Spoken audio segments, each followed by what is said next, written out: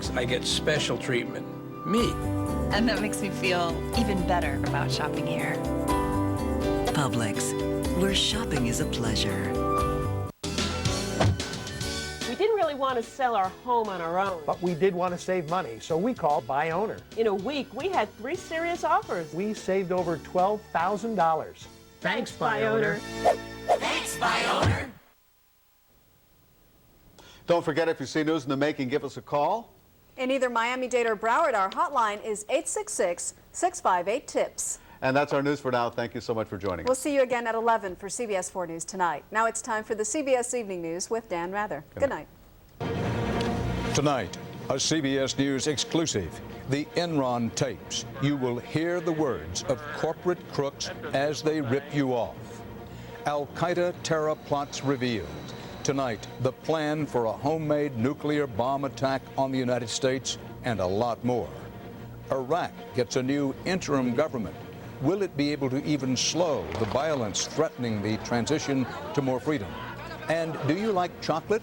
Then we have some good news for you tonight.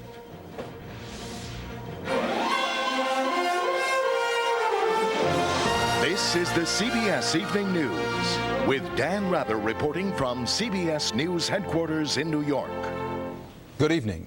We begin tonight with the CBS News exclusive. You are about to hear the shocking words of Enron employees as the company was boldly ripping off the state of California and consumers high and low, manipulating gas, oil, and electricity markets. Market manipulation in this country and elsewhere is at the heart of criminal charges still pending against former Enron executives, the first of whom go on trial next week in Houston. CBS News investigative correspondent Vince Gonzalez obtained the audio tapes the U.S. government had kept under wraps, hoping, along with Enron, that you would never hear them. When a forest fire shut down a major transmission line into California, cutting power supplies and raising prices, Enron energy traders celebrated. Burn, baby, burn. That's a beautiful thing. 4 years after California's disastrous experiment with energy deregulation, on audio tapes obtained by CBS News, Enron's energy traders can be heard gloating and praising each other as they helped bring on and cash in on the Western power crisis. He just California. He steals money from California to the tune of about $1 million. Can we rephrase that? Okay, he arbitrages the California market to the tune of $1 million or $2 a day. The tapes from Enron's West Coast trading desk also confirm what CBS News reported years ago. In secret deals with power producers, traders deliberately drove up prices by ordering power plants to shut down.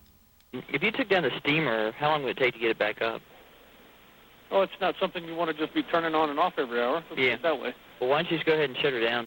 Officials with the Snohomish Public Utility District near Seattle received the tapes from the Justice Department. These tapes prove beyond a doubt that Enron was engaged in a massive criminal conspiracy to defraud the ratepayers of the entire West Coast.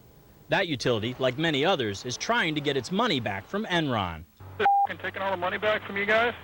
All the money you guys stole from those poor grandmothers of California? Yeah, Grandma Millie, man. Yeah, now she wants her money back for all the power you've charged jammed right up her ass, $250 a megawatt hour. And the tapes appear to link top Enron officials Jeffrey Skilling and Ken Lay to schemes that fueled the crisis. Government affairs has to prove how valuable it is to Ken Lay and Jeff Skilling. Okay. Do you know when you started overscheduling load and making buckets of money on that? Before the 2000 election, Enron employees pondered the possibilities of a Bush win. It'd be great. I'd love to see Ken Lay be Secretary of Energy. That didn't happen, but they were sure President Bush would fight any limits on sky-high energy prices. When this election comes, fucking whack that. Yeah. He won't this price got Crude, but true. We will not take any action that makes California's problems worse. And that's why I oppose price caps. Both the Justice Department and Enron tried to prevent the release of these tapes. Enron's attorneys argued they merely proved, quote, that people at Enron sometimes talked like Barnacle Bill the Sailor. Vince Gonzalez, CBS News, Los Angeles. Oil traded today for the first time since the Saudi terror attack, and the price soared to an all-time high, $42.38 a barrel. But then look at this. Gasoline is actually down a penny in the past week to a nationwide average $2.05 a gallon for pump it yourself regular. The oil price spike sent stocks lower for a time today, but they rallied to close with modest gains. CBS's Anthony Mason has more now about soaring oil prices and the fear factor. The murder of foreign oil workers in Saudi Arabia over the weekend was not just a terrorist attack, it was an economic strike, and it sent shivers through the oil markets today, where the price of crude cracked $42 a barrel for the first time ever. These direct attacks at expatriates who make up a very important part of the oil industry in Saudi Arabia are destabilizing. Destabilizing because Saudi Arabia is at the epicenter of the oil industry. Saudi Arabia matters so much to oil markets, both because of what they do produce, which is over 10% of the world's oil supply, but equally critically because of what they don't produce. The Saudis hold the world's largest reserves and are the only country that has significant spare capacity that can be tapped into in an energy crisis. Now, of course, if this central bank of oil, as Saudi Arabia is sometimes called, is itself hit, that's a real problem. Al-Qaeda has claimed responsibility for the Khobar attack. In a statement posted on the internet, it blamed the Saudi government for supplying the United States with oil for the cheapest prices, according to their master's wish, so that their economy does not collapse. It also promised to attack again. One of the things that is so acutely worrying about this attack and the attack that also transpired in Yanbu a couple of weeks ago is the indications that it involved insiders. So far, Saudi production has not been disrupted. In fact, the Saudis have begun pumping extra oil to help bring down the price. But the terrorist attacks have hung a question mark over the security of those Saudi supplies that for now is only driving prices higher. Dan? Anthony Mason, thanks. 1 month before the transition of sovereignty, Iraq got a new temporary government today, and it has a tough road ahead. Guerrilla war-style violence goes on, with a U.S. Marine reported killed in fighting in Iraq's western desert, and CBS's Kimberly Dozier reports bombings in Baghdad and elsewhere killed at least 14 Iraqis and wounded dozens, including 2 American soldiers.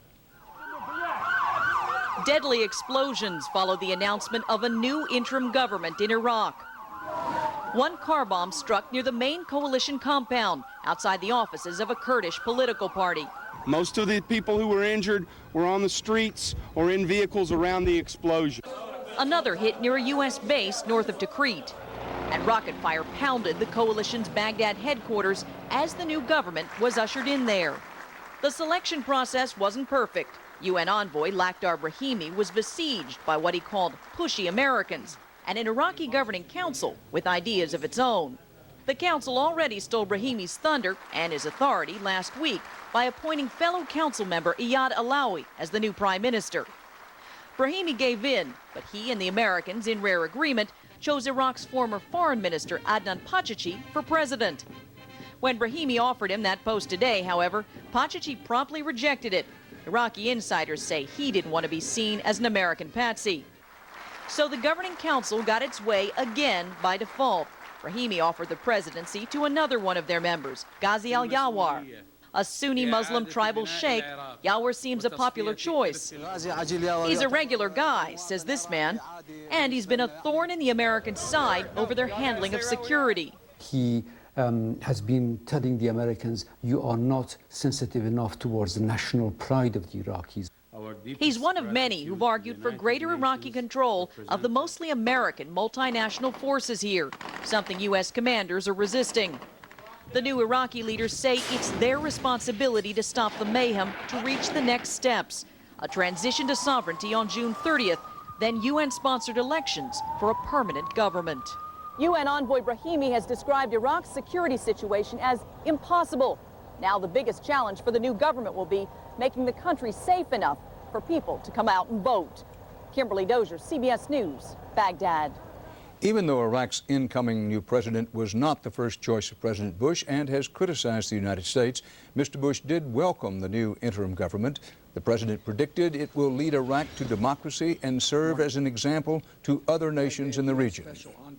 This is a very hopeful day for the Iraqi people and a hopeful day for the American people, because the American people want to see a free Iraq as well. They understand what I know, A free Iraq in the heart of the Middle East is going to be a game changer, an agent of change.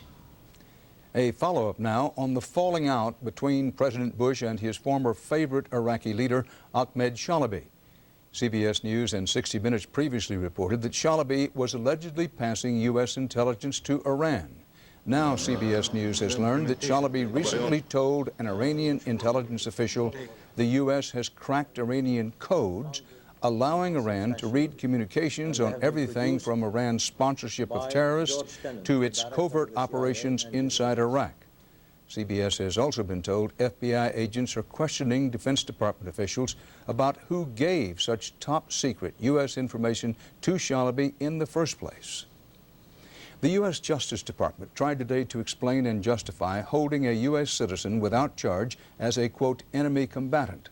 CBS's Jim Stewart reports officials detailed a series of terror attacks the man allegedly was plotting against the United States. Pounded by the U.S. military in Afghanistan and running for their own lives, al-Qaeda's leaders reportedly approved a desperate counterattack shortly after 9/11 when two men, including former Chicago gang member turned terrorist Jose Padilla, approached them with a daring plan. They proposed to travel to the United States to detonate a nuclear improvised bomb that they had learned to make from research on the internet. The Justice Department released details of the Padilla plot today following criticism they have held him without charges for over 2 years. Padilla, a U.S. citizen, was arrested at Chicago's O'Hare Airport in May 2002, carrying $10,000 in cash, plus email addresses and telephone numbers for his al-Qaeda handlers. Al-Qaeda decided Padilla's plan to set off a nuclear bomb was not feasible, so ordered him to blow up apartment buildings and hotels instead using natural gas lines, and to explore constructing a dirty bomb by wrapping conventional explosives around uranium. Authorities also disclosed that Padilla's first partner in the nuclear bomb plan was an old acquaintance from Florida, Adnan Shukri Juma, only the two men couldn't get along. Now, Shukri Juma, also educated in the U.S., is still missing and still presumed planning a strike against the U.S. Our concern is that Shukri Juma is a trained terrorist bent on killing hundreds of people, however he could do it. Officials still haven't figured out what to do with Padilla yet. He's being held as an enemy combatant until the Supreme Court can decide his status. Dan? Jim Stewart reporting live from Washington. Thanks, Jim.